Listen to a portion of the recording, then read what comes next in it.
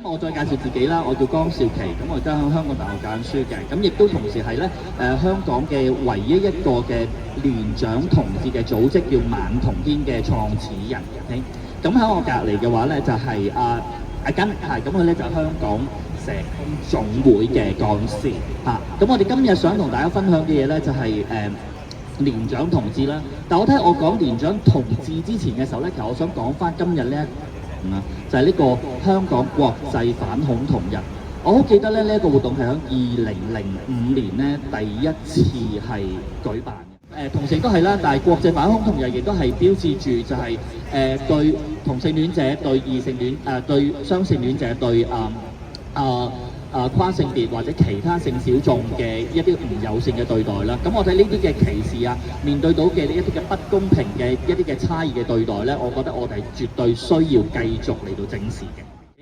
好，咁講翻我哋個會啦，咁頭先都講過啦，晚同天係一個即係關注年長同志嘅一個組織嚟嘅。咁其實咧唔知大家知唔知道咧，即係香港其實已經係一個老化緊嘅社會嚟㗎啦。其實同世界各地好多地方都好相似嘅。向香港咧，1996年嘅時候啊，即係講緊30年前嘅時候咧，其實60歲或以上嘅人口咧，只不過係佔咗全個人口嘅14-15% 度嘅啫。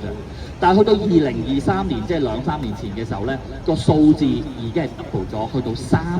㗎啦。咁所以你可以見到咧，其實成個香港嘅年長嘅人口咧係不斷地上升嘅。而喺入邊當中咧，當然係不乏我哋嘅性小眾嘅朋友啦。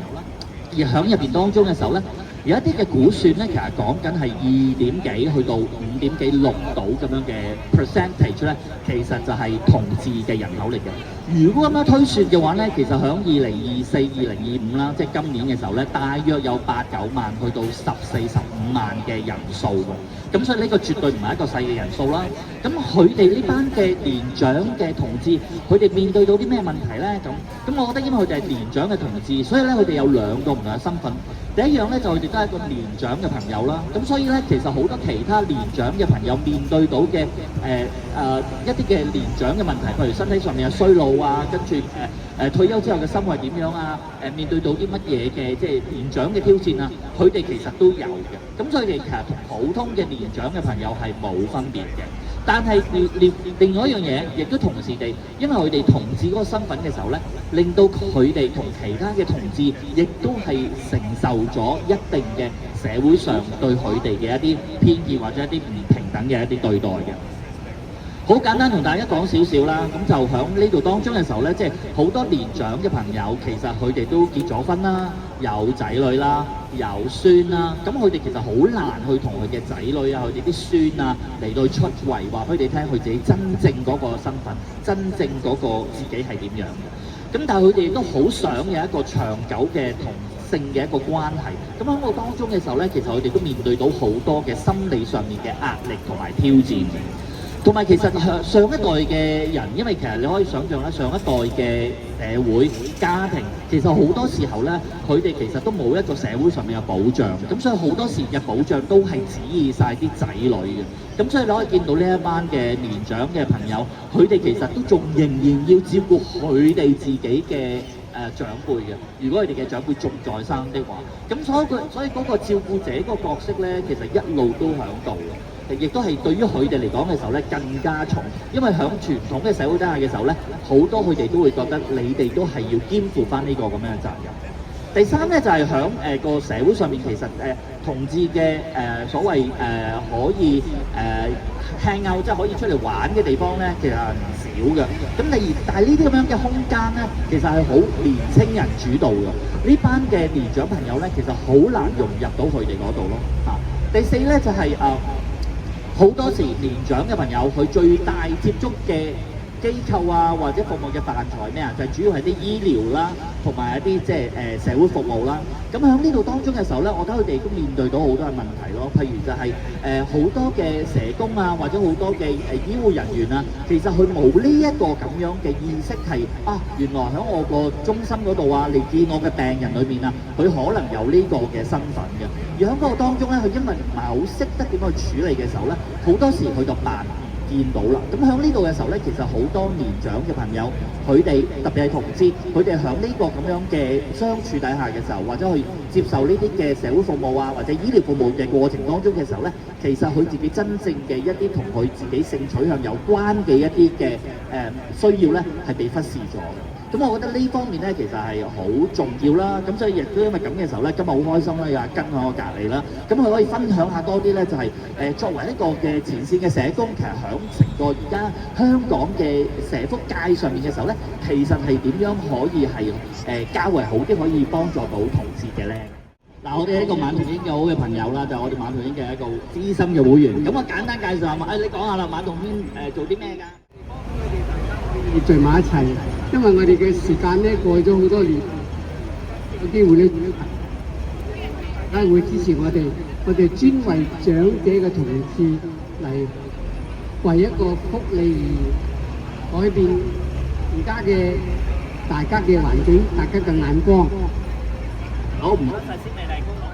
大家好，我叫根樹根嘅根，咁我同時亦都係社總嘅理事之一啦。咁而我其實咧喺嗰個成個業界嘅性別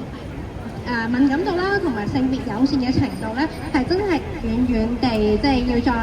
努力一下。即係正如其實亦都有啲友好團體喺最近咧出咗個報導，就話翻其實社工佢對於唔同嘅性別小眾嚟講，嗰個